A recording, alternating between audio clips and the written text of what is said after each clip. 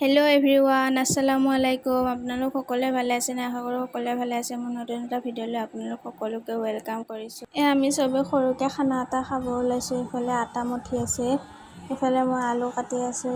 এয়া সমীৰ, তাৰপিছত এইফালে জাবিৰ আলু কাটি আছে, এইফালে নাফিছা আৰু ৰিম্পীয়ে পিঁয়াজ কাটি আছে।